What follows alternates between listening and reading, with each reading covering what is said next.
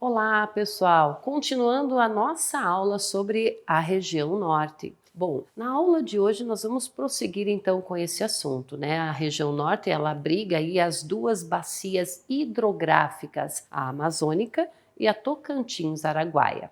A primeira corresponde aí a 45% do território brasileiro e banha os seguintes estados: o Amazonas, o Acre, Amapá, Pará, Rondônia, Roraima e também o estado do Mato Grosso no centro-oeste. O rio Amazonas, ele é o maior da região e também do mundo em volume de água, o que mostra sua grande importância para todos que estão ao seu redor. Esse rio, ele nasce nas montanhas do Peru, deságua no Pará, atingindo o Oceano Atlântico. E devido ao seu tamanho, o rio possui muitos afluentes, né? Alguns aí com mais de 1.000 quilômetros, como o Rio Madeira, o Rio Juruá, o Rio Tapajós, além do Rio Negro e Jari.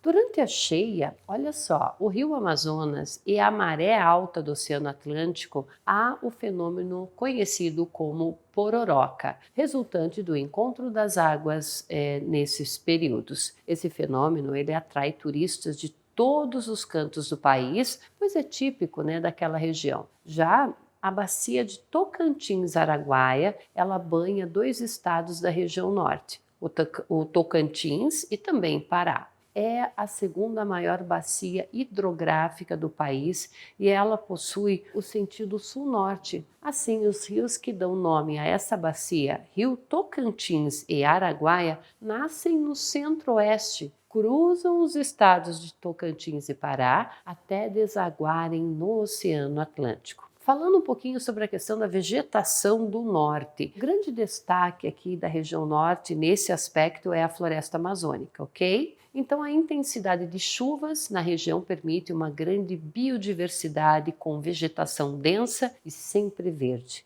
É a maior floresta do mundo de regiões quentes, concentrando aí a maior biodiversidade terrestre do planeta. Algumas características dessa floresta são, vamos lá, quais são elas? A variedade de flora. Nós temos também as espécies adaptadas ao clima úmido. Árvores com folhas grandes e largas, tamanhos variados das árvores que podem aí atingir mais de 30 metros de altura, uma vegetação bem fechada. Mas, pessoal, infelizmente, o desmatamento na floresta é um dos maiores do mundo, gerando aí grande preocupação. Isso porque o solo da região é frágil e pouco fértil. E grande biodiversidade da floresta ocorre devido ao material orgânico que é depositado no solo, como as folhas e restos de frutas, e a alta pluviosidade.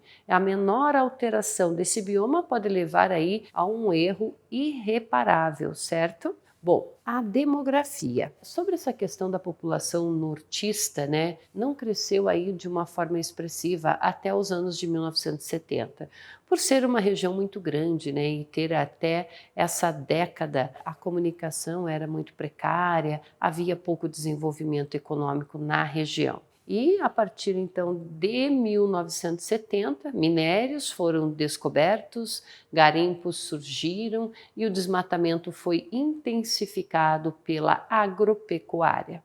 Esses fatores então geraram aí uma migração em massa, né, o que tornou, claro, o norte a segunda maior região em termos de taxa de crescimento demográfico, atrás apenas do centro-oeste. E de acordo aí, então, com os dados do IBGE de 2019, a região norte ela conta com um pouco mais de 18 milhões de habitantes, porém a sua população está muito mal distribuída. Vários fatores aí podem explicar essa distribuição irregular de pessoas, sim, mas nós vamos citar aqui, pessoal, apenas dois, tá? O primeiro é a questão da vegetação, porque grande parte da região, então, ela é ocupada pela floresta amazônica, o que impede, né, claro, que algumas áreas sejam, na verdade, ocupadas. E o segundo fator é a presença da população ribeirinha, Essa população que vive na beira dos rios ao longo de suas margens. Atividades econômicas. Pessoal, quais são as principais atividades econômicas dessa região?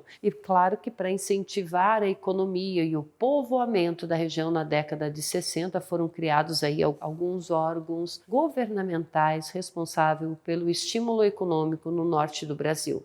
Dentre eles, nós podemos, claro, destacar a Superintendência do Desenvolvimento da Amazônia e também a Superintendência da Zona Franca de Manaus. Essa última corresponde, claro, a um grande polo industrial idealizado lá em 1967 e localizado em Manaus, que abriga grandes multinacionais, propiciando aí um enorme desenvolvimento industrial e gerando empregos para toda a região. Esse polo ele concentra 3 tipos de atividades: comercial, agropecuária e industrial. E de acordo com a Suframa, existem aí mais de 600 indústrias no polo e uma geração de mais de 500 mil empregos diretos e indiretos.